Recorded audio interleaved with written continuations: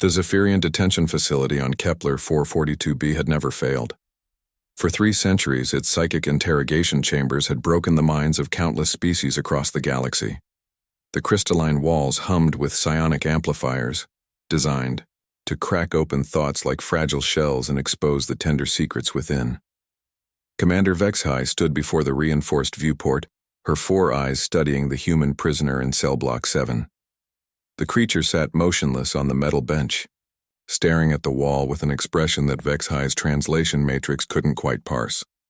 After 6 standard cycles in isolation, most prisoners were either catatonic or screaming. This one just waited.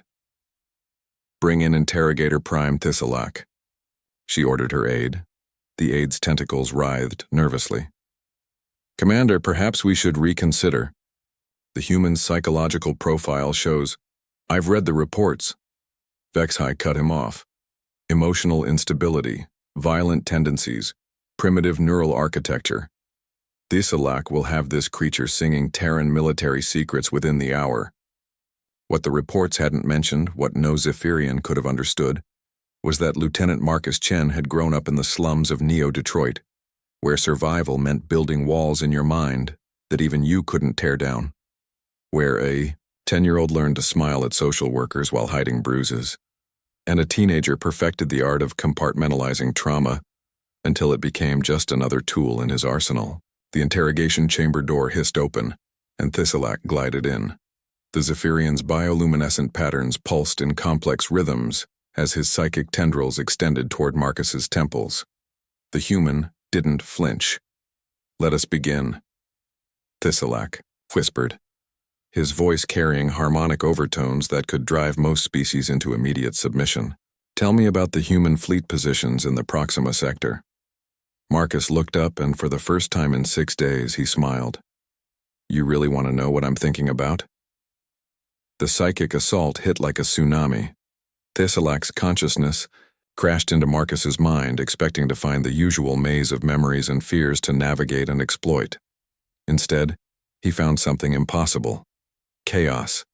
Not the random chaos of a broken mind, but the deliberate weaponized chaos of a human who had learned to turn his own psychological damage into armor. Marcus had spent years in military therapy, not to heal his trauma, but to understand it, map it, and ultimately weaponize it against exactly this kind of intrusion.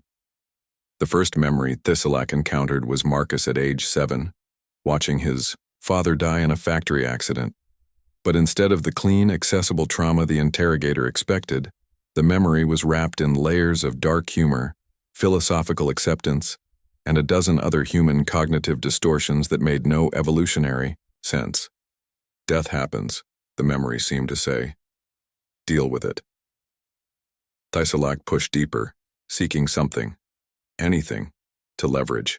He found Marcus's first kill in combat, but the expected guilt and horror were transmuted into something else entirely: pride, necessity, and a bone-deep understanding that violence was sometimes the only moral choice. The Zephyrian concept of universal pacifism meant nothing here. The interrogator's bioluminescent patterns began to flicker erratically as he encountered memory after memory that defied Zephyrian psychology. Humans who laughed at their own mortality, soldiers who found beauty in destruction. A species that somehow transformed every trauma into either strength or dark comedy, often both. "What are you?" Thistlelack gasped, his psychic tendrils beginning to withdraw. "I'm someone who's been broken so many times I've learned to break back," Marcus replied conversationally. "Want to see what nightmares look like when they're not afraid of the dark?" Marcus had been preparing for this moment since his capture. Every meditation session, every moment of apparent catatonia, had been spent organizing his memories into the most psychologically devastating configuration possible. He'd turned his own mind into a weapon designed specifically for telepathic species. The assault began with Marcus's deployment on the glassed ruins of Sarajevo 7th, where human colonists had made their last stand against Zephyrian peacekeepers.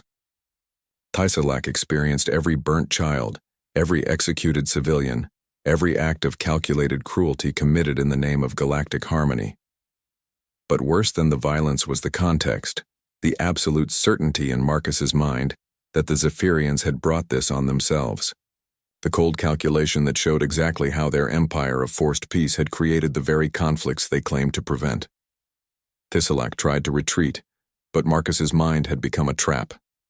Every psychic pathway led to another carefully crafted nightmare. Another piece of human experience that violated everything the Zephyrians believed about consciousness and morality. The Interrogator experienced human love.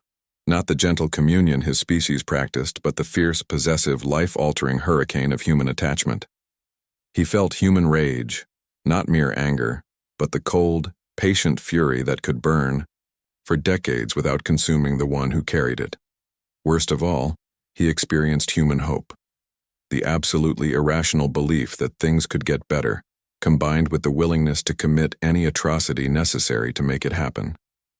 When the guards found Thistlelack 3 hours later, the Interrogator Prime was catatonic, his bioluminescent patterns frozen in configurations that meant nothing in any known Zephyrian dialect.